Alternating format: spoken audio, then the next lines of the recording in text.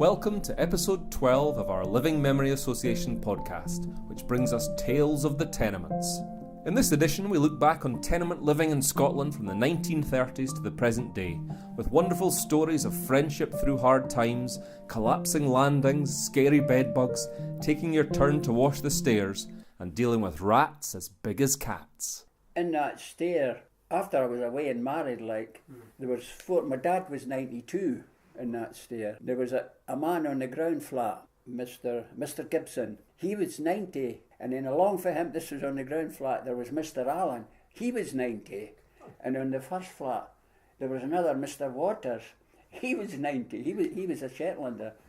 And I says to Mr. Allen, I says, how, you see, Robertson Avenue is in Berners Brewery backed onto it at that time, you know. And I says to Davy Allen, we call him, I said, how is it in that stair?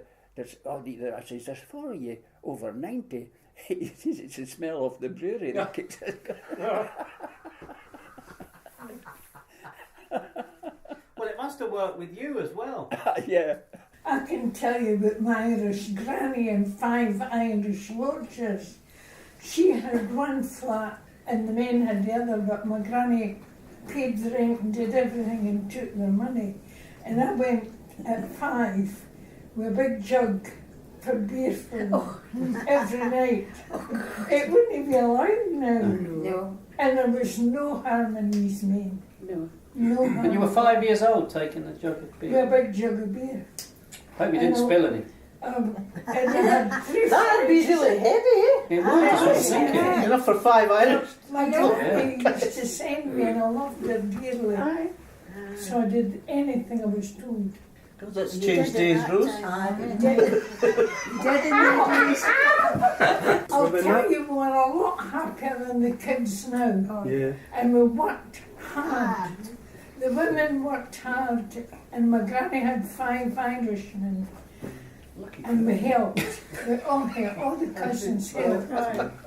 It's true. I know. And we were happy. So we were on the top flat. And do you remember that tenement well? Oh, yeah. Can you remember the layout of it? Yes.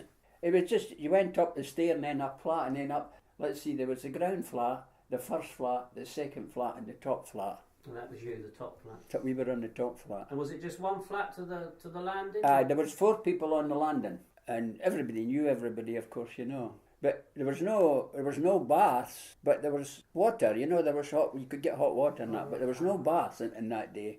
And was there a toilet in the flat? There was a toilet. Ah, right. There was a toilet, but no bath in the toilet. So when you went into the living room, when you went through the front door, was that you in, what room would you end up in? When you went to the front door, you were onto the stair, and you just come down the stair. If you're going in. If you're going in the house.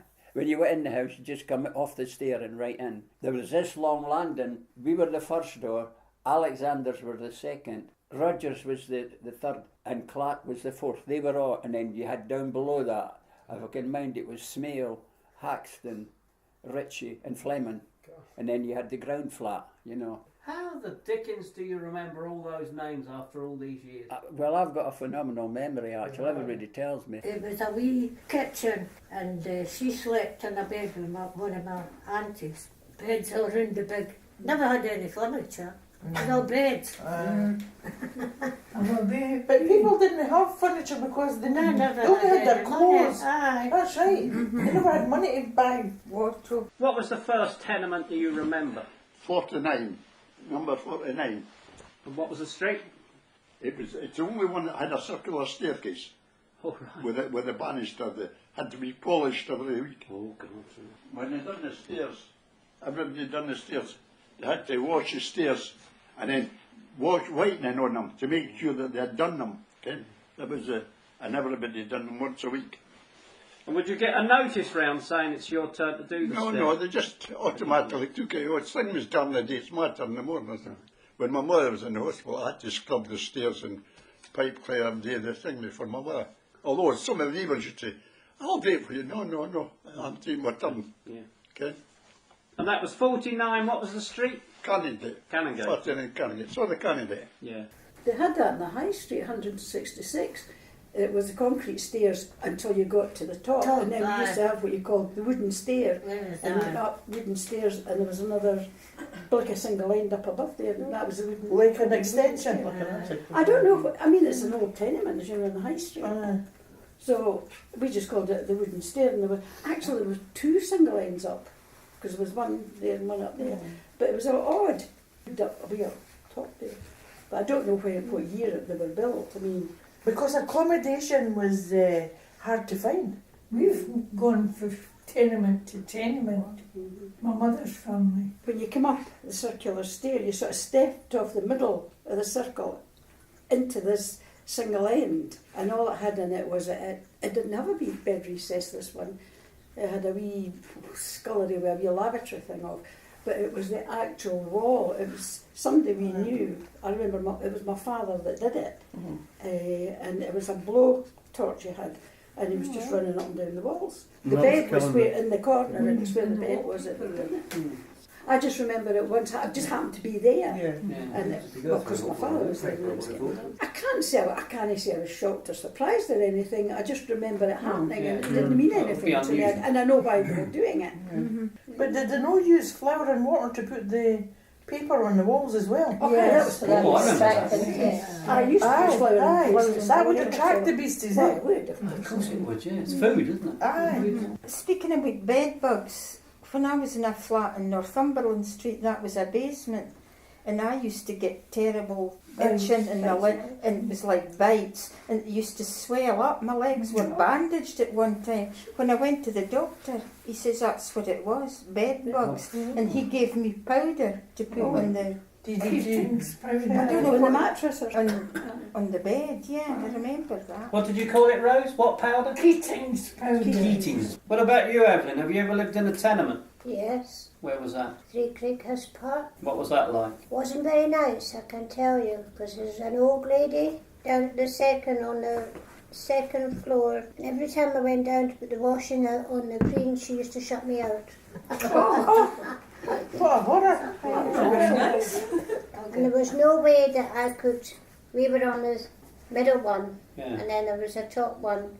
I wouldn't like to tell you what I called her. What was it like inside the tenement? Was it? It was nice. It was stone floor and 2 bedrooms and a very small kitchen. And toilet inside? Yeah. Oh, you were posh. And then we moved from there up to Green Bank. That was better because it had an attic stair. There was one time I was on the stair and the 2 bolts dropped up on the top. I gave one mighty shout for my father to come and lift me off the stair. I was terrified to go any further. Oh, that's scary. What fell? The bolt? The bolts holding the stair up. Oh, It's no. just like Pound bolts, you know the big pound bolts? Yeah. And there was the weight, and they dropped. Oh, right. And I covered help me, and the stuff I had, I just dropped it. Because I had to hold on. Oh, dear, oh, dear. Was that like what they call a Ramsey ladder? That's what I was thinking. Yeah. And Ruby, what about in... Well, there is tenements in Galway. Yeah, I was going to say. But I didn't know that till I delivered papers. Oh, dear. And, it just so happened, it was above the paper shop. It was one Saturday night, I was waiting on the newses coming in, because they were late. I needed the toilet, and I asked if they didn't have a toilet in the shop. And they gave me their key, and I had to go up 2 flights of stairs to the house. That's when I discovered it. But I mean, I didn't realise there were tenements at that time. Not till I come to Edinburgh. I met my chum, who's my husband's sister, and she took me to her mother's, that I was in a tenement in Edinburgh, and that was 62 Dalgai Road.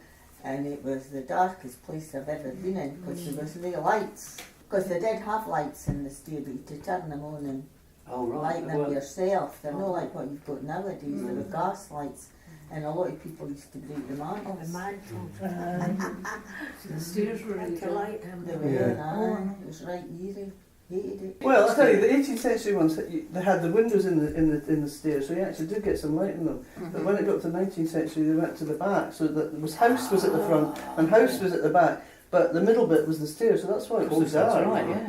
Sometimes there was a They had skylight. copulas at the top. Sometimes. Not always, but some of them had copulas that let the light into the stair. It was an octagonal stair, Ken, and there's a wee area around the side, and it run right along, actually the back of the stables in the Conton Road. It was in, but there was tenements in between, Ken. Anyway, as you go in it, you turn to the right round this wee alley, and there was two people stayed in there. One was Moran Park, and she had chickens in her. They all had chickens.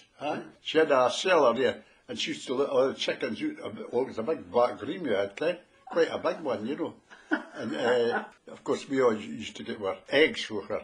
Yeah. But in the morning, early in the morning, God, was that very popular? Did people get annoyed at that? No.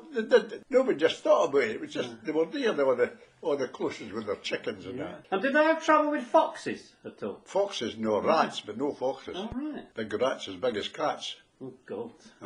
We used to chase them with sticks and everything. Didn't you corner them, don't go for your throat. with the cock-a-doodle-doo. All the boys used to say, cock-a-doodle-doo. It's nothing to do with you.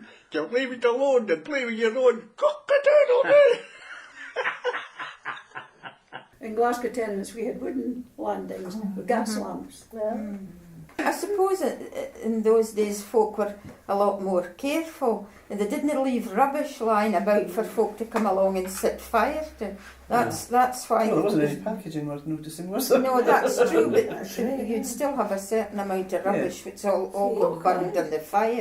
That's right. You'd burn You everything burned for a lot in the keep. fire, that's a point. Do you remember that, Auntie Rose? Oh, You would clean the steel range with ashes and wet cloth and dip it in the ashes and rub the steel grate with it. I mean, you'd Zebo for the black bit, but the... Zebo. Zebo. I remember it. Oh, my mother must have put up a hell of a fight against it. You shared beds with your brothers and sisters as well. Top to tail. Or you had all the girls in one bed and all the lads in another one. Just a done thing to share a bed, so. Kept each other warm because there wasn't heating. No, that's Army coats was the duvet. And the army coats. Or if there was an old fur coat. Did you have old fur coats on your bed? But did some tenements actually have a wash house in the basement? Back. In where we were in Glasgow, it was like there was the middens there, and then there was this stone brick or something built building. But there was a great big stone round boiler thing in the middle of it, and two big tubs. And the women had their washing day, but they used to go and boil everything up in this big, just like a big. I mean, I can't remember what it was, galvanised or whatever it was, but it was. I just remember a great big circular thing. But it was out in the back green. Yeah. I mean, it wasn't it? Back here, it was green. So what were the middens? Was that just to keep Oh, well, that was rubbish. That's where you put your rubbish, your ashes and everything went in. Was it open or was it? It was. sealed? I can't recall. I just remember the square building. I'm sure you could see in the top room because you used to go take down the ashes and everything went in there. The cinders you kept to go back to the fire, but the ashes that you sort of kind of clean the thing with. That went in there along with all the rubbish. But you didn't have all the packaging that you've got now. So you didn't have all that kind of rubbish. I suppose it would be emptied though, maybe. Do you know? Oh, they'd be emptied, but I can't remember. I can't remember how they were emptied.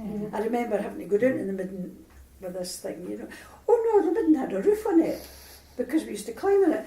Oh, that's right enough. No, didn't fall in it. I know. It must have had a. I wonder if it was an aperture that you tipped your rubbish in. Because I can remember a roof now because you could look into the school play. So it's a great word, isn't it? Midden. Midden. It's a lovely word. I've got a book called some of the Mingin Middens.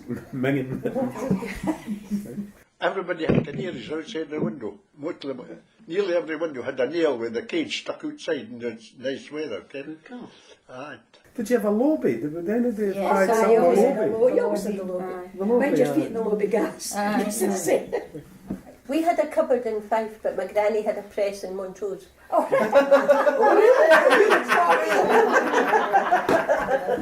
And my granny had a glory hole. Oh yes, I heard that actually. Yeah, glory hole. I've seen that written somewhere. Would you have called it? Would you have had a press in the house, Jean? Yeah. Yeah.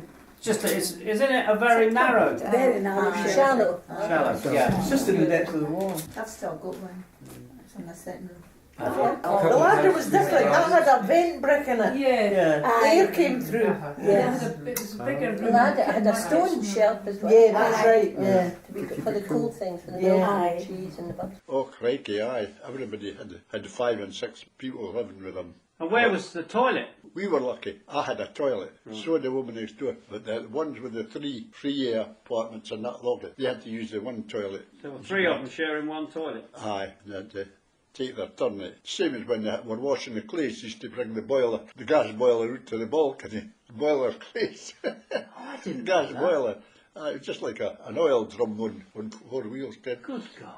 It was a scrubbing brush. So they'd all take a turn at doing with that? the old scrubbing board there. Good. Oh, I've never heard that before. Well, that's where it's... Of course, it's not everybody could afford the gas fire, you know. No.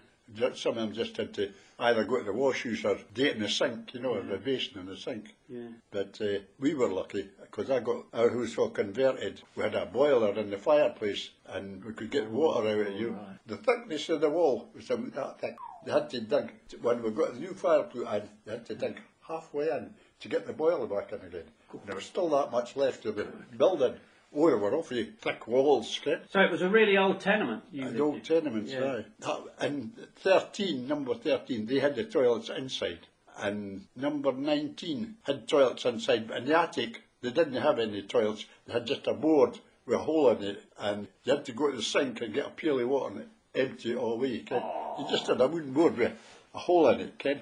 And then you had to go to that was in the attics, Ken. And were they wee rooms in the attic? Yes. Right. They were lucky. When you went in the door, the bed was right, so you didn't open, the bed was to the wall, and then the fireplace was next to it. Right. And it was what they called coom-siled. I don't know if you heard that one. Coom-siled roofs. Right. Coom-siled roofs. It's ones with the slopes. Oh, God. And the window at the side, and the coal bunker used to be just there at between the window and the two things, you know. So you couldn't stand up then in part of it? Well, and that one you could, but the one my granny used to stay in, there was a bit in the paper about it. It was a disgrace. They had to walk about hunchbacked all the time. They couldn't stand up in it. God. That was my granny or my great granny. Because you would have had to have gone out and got your messages every day, wouldn't you? Yeah. Okay, that was coming. In a bottle, milk bottle, you've got one there. You didn't see them nowadays. I get it delivered every day. Do you? In a bottle? In a bottle. It's usually in plastic. She's posh now. Yeah. She has a look delivery. God. She gets her milk delivered and Jean's got a press in every room. And a lobby and a vestibule. Many thanks to Ruby, Rose, Willie, the 2 Evelyns, Jackie and all our wonderful guests for their vivid memories of life in days gone by. The next edition of the Thelma Tapes will look at the first tentative steps into the world of employment through the mists of time in a My First Job special. So if you have any stories about starting work, then please pop in to see us at our unit in Ocean Terminal, Leith, right next to Debenhams on the 2nd floor. You can also follow us on Twitter at Thelma Scotland, or find all our events and a treasure trove of photographic memories by looking us up on Facebook or YouTube under the Living Memory Association. This episode is dedicated to the memory of the legendary Willie Haswell, who died in 2017.